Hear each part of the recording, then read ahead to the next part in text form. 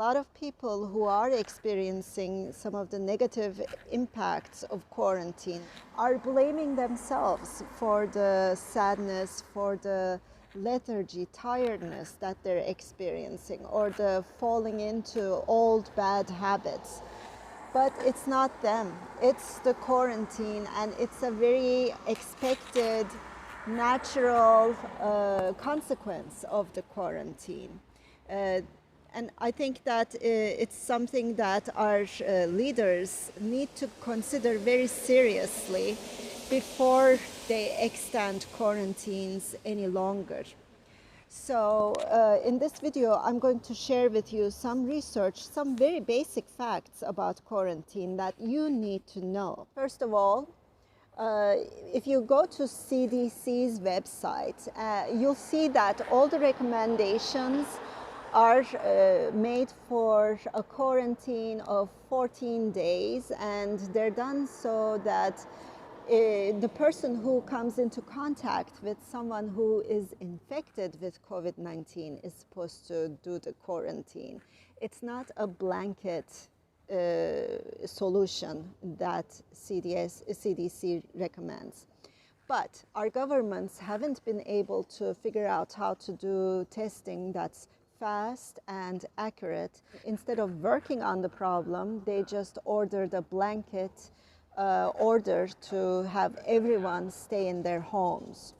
And if you look at what United Nations thinks about quarantines, you'll see that they consider any quarantine where people are not in contact with other humans for more than 15 days as torture. You're hearing me right. It is considered to be torture because it's such a serious thing to go through as a human being who is wired for human connection. I mean, imagine the lives that we had before quarantine started. And the emotions that you're feeling when you think of those good old days tell you that that is what your organism needs. And when we don't have that, it becomes torture. Life becomes torture. And all the anxiety, depression, the sleeplessness, insomnia that you might be going through, they're actually natural reactions to this torture experience. And I keep saying that word. If I'm not a doctor, I'm not a lawyer, and so if there's anything I'm saying wrong, go ahead, correct me, but please do give me solid evidence. So here you see how Americans were dealing with this quarantine back in June, late June, and that was only a few months into the quarantine. Already 1 in 10 people had reported that they started thinking of suicide. Imagine that, thinking of ending your life, and that's 10% of the people surveyed. That's a huge amount of people. And there's anxiety, depression symptoms increased, substance use increased. And I bet if there was a similar survey done right now, the numbers would be much worse. Now, on the right hand, you see the brain scan of children who grew up in orphanages where they were given the food they needed and they were given toys, but they were not given any human interaction with adults or with other babies. And so there were a lot of areas of their brain that didn't develop or that don't really work as they should. On the left side, you see the brain of a normal child who developed with appropriate social interaction. Now, the coloration tells you that there's a lot of blood, oxygen, nutrients are going to those areas that are lighted, that are colored, and the dark areas, dark black, purple areas, they show that there's very little nutrients and oxygen going to those areas. And what that says is the brain is killing the tissue in those areas by not sending any nutrients or oxygen there. That shuts the areas that don't get that supply, kills off the tissue there, and we say that's brain damage. And this is exactly what's going on here. I want to emphasize here that brain is extremely plastic, especially with children, and the brain will find a way, if it's stimulated the right way, it will find a way to redevelop those areas, either regenerate those dead cells, or it's going to rewire itself so that the information flows around those dark areas and the normal function is resumed. But for that to happen, the social interactions, normal interactions, loving human interactions need to resume.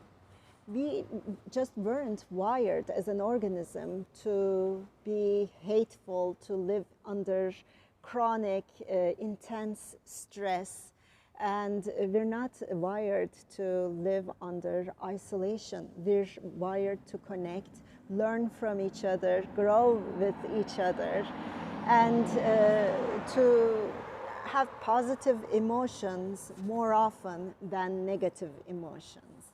A lot of people think that at our core we're negative and we're bad and we're evil, but when I look at the neurobiology of the human organism, that's not the case. Our neurobiology thrives through love, connection, kindness, and this image is one of the images that exemplifies how much we need each other and how much our children need their teachers, their peers, and their other kids, and how much they need diverse experiences. You see how obesity, diabetes, hypertension, heart problems, depression, smoking, inflammation are really risk factors for experiencing the most severe symptoms of COVID-19, and how the quarantine creates these problems. You see, the reality is 20% of people who get infected with COVID-19 actually go on to experience the severe symptoms. 80% of us don't experience any symptoms, or we go through it kind of like the cold, common cold. And I haven't gotten a lot of research or a lot of solutions that involve bolstering the defenses of the 20% of people against COVID-19, so that we don't have a problem with the disease at all. That's a possibility, if 100% of us didn't experience any symptoms instead of the 80% that was the case when the disease first struck, then we wouldn't have any need for quarantine. It would be just like the common cold that goes through, and we say, all right, that was it. So get together, connect, and demand your representatives to be more responsible in the decisions that they're making, to be more transparent about the decisions that they're making, and take charge of your health. I'm offering classes to teach you how to do these things, how our organism functions, and how you can actually track your organism's well-being, your immune well-being every day. But even if you don't come to the training, take care of yourself and demand the best for yourself from your representatives. You have a voice, make it heard.